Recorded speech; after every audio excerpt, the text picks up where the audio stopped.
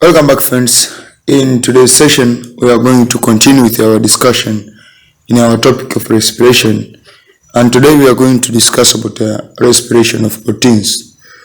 In the previous session, we discussed about the respiration of fats, and we saw about all the aspects about the beta oxidation and things like that. So, what we are seeing in proteins, they oxidize when the cell is deprived of carbohydrates and fats. Kwa hiyo kama cell ikiwa imeishiwa kabisa carbohydrate, imeishiwa kabisa fat, then proteins they are oxidized. So cell oxidizes protein when fats and carbohydrates are exhausted. That means they are finished. Proteins hydrolyzed to amino acids. So tunatumia protease, tunatoa proteases kwenda kwenye amino acids. Then amino acids are deaminated into amino acids and keto group. So into amino, it's not a amino acid, it's into amino group and keto group. So amino acids, they are oxidized into amino group. It's not amino acids. So into amino group and keto group. And from there, unaweza kuona huu ni amino acid, tumechukua oxygen pale, napata amino group, then napata keto group ile pale. So the amino group tend to combine with the other components in the ornithine cycle and tend to form urea, which is removed from the body. But the uses of the keto group, depending on the number of carbon atoms, the keto group tend to enter the Krebs cycle.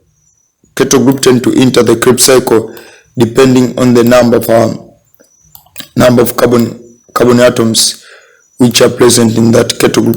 But what is the important thing for us to discuss here are the categories of deamination, because tumeshaona hapo kuna deamination afanyika.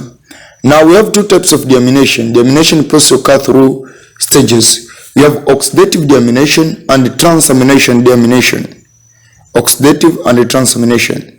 Now in oxidative, it involves the breaking down of amino acids into amino group and keto group by dehydration. So we are removing water, dehydration, and it involves oxygen. That's why it is called oxidative. Now we have said kwamba hapa ina involve breaking down of amino acid into amino group and keto group. Kwa amino group tumesema anaingia kwenye ornithine cycle, ana form urea. Keto group anaingia kwenye Krebs cycle. So nacho kusema ni kwamba the keto group is the molecule which enter the respiratory pathway such as Krebs cycle by depending on the number of carbon atoms. Kwa kama ina carbon 2 itaingia kwenye acetyl, ina carbon 3 itaingia kwenye succinic acid. Ina carbon it's not carbon 3, hiyo ni carbon 4. Ina carbon 5 itaingia kwenye alpha ketoglutarate. Kwa inategemea na number of carbon atoms ambayo hiyo keto group inakuwa nayo. If amino acid contain 2 number of carbon atoms to acetyl group, then to acetyl coenzyme A. That means kama huyu keto group wame contain 2 number of carbon, ataingia kwenye acetyl. Pale acetyl inapoingia na yeye ataingia pale tena kuform acetyl coenzyme A. Kama ana 4 number of carbon to oxaloacetic acid, kama ana 3 hawezi akaingia hapo. Kwa sababu gani? Hapa 3 haipo kwenye Krebs cycle, kuna mahali pana 3 carbon, pana 2 carbon, pana 4, pana 5. Kama 5, number 5 ataingia, 4 ataingia oxaloacetic acid. Number 5 ataingia wapi? Ataingia kwenye alpha ketoglutarate acid, which is fed into the place in the Krebs cycle where alpha ketoglutarate acid is formed. That is the first type of oxidation, which is deamination, which is oxidative deamination. Then we are moving to transamination deamination. So in the transamination deamination, it's the breaking down of long amino acids into shorter amino acids. Long amino acids into shorter. Hapo hatuna kitendo cha kutengeneza amino group and keto group. So the new amino acids for keto group which enter in the carbohydrate metabolism. The new amino acids for keto group which enter the carbohydrate metabolism. So it contain 3 carbon, inakuwa ni pyruvic acid. Hapo sasa unaona pyruvic acid sio Krebs cycle. Kwa ina enter carbohydrate metabolism, sio Krebs cycle kama nilivyokuwa kujua. 4 carbon oxaloacetic acid, 5 ni alpha ketoglutarate kama ambavyo tulidiscuss kule mwanzoni. So you need to understand about the two types of oxidation. They are very important. They are very important in your advanced biology studies. Very important for you to remember about the categories of oxidation which take place during the process of respiration of protein. Now in summary of respiration of protein, in summary, kwa hiyo tuna details zile ambazo zinaonyesha reactions au zinaonyesha maelezo na reaction, but we have summary of respiration of protein. Protein is another potential source of energy. So this summary it is either taken from Understanding Biology or Biological Science book. So you can visit it, but I hope this is Understanding Biology. So protein is another potential source of energy, but is only used in cases of starvation. Starvation maana mtu amekosa chakula muda mrefu. So it must first be hydrolyzed to its constituent amino acids, which then have their amino groups removed in the liver, a process called deamination. The remaining portion of amino acids then enter the respiratory pathway at a number of points depending on their common content. So hapa nimeweka hii summary kwa sababu gani? Hii summary haionyeshi reaction, how the amino group is formed. But normally if you are asked in the exam, it is important for you to show the reaction. Showing the reaction will tell the teacher that how much are you competent with the topic concerned. So if it has 5 carbon, it will enter the glutamate or alpha ketoglutarate acid. Then if 4 carbon will enter the amino acids such as aspartate, are converted into Krebs cycle intermediates alpha ketoglutarate and oxaloacetate respectively. So if it is glutamate, 5 carbon amino acid such as glutamate, it is converted into alpha ketoglutarate, and 4 carbon amino acid such as aspartate is converted into oxaloacetate.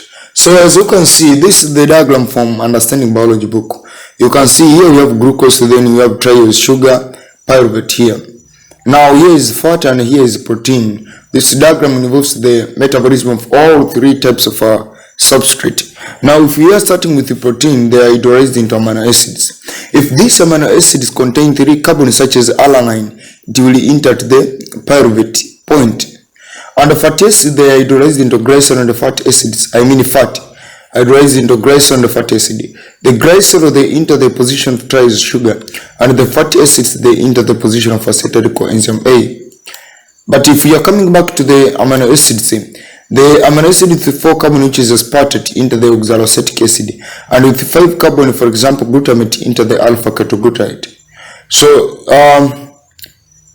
this, when it enters here, it continues with other processes of the normal Krebs cycle, and nothing is broken down or nothing is affected from the normal Krebs cycle which we know. So this is how tunaweza kuona kwamba kwa mfano fatty acid hapa anago beta oxidation anatengeneza acetyl coenzyme A, then zinakuwa carried kama unit kwa namna hiyo hapo, zinakuwa carried kama unit.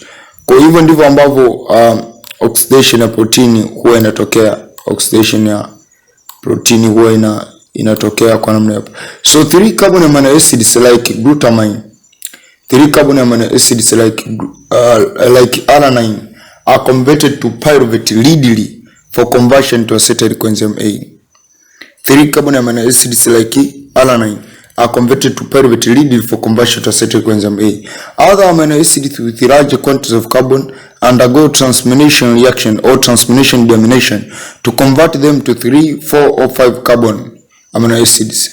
So ukitoka hapa, kulikuwa kuna part ambayo imeelezea basal metabolic rate pamoja na respiratory quotient. Basal metabolic rate pamoja na respiratory quotient huku kwenye topic ya respiration, lakini tumeshai discuss hiyo basal metabolic rate na respiratory quotient kwenye topic ya gaseous exchange. So hiyo ni tofauti tu ya syllabus, kwamba tunatumia vitabu ambavyo ni vya England lakini sisi ni wa Tanzania. Kwa hiyo basal metabolic rate na respiratory quotient tumesha discuss kwenye gaseous exchange, and this marks the end of our session. In the next session we'll be finishing up with the factors affecting the process of respiration and about other finalizing aspects in the topic of respiration. So don't miss the next session when we are going to finalize our topic and to start a new topic. Thank you everybody.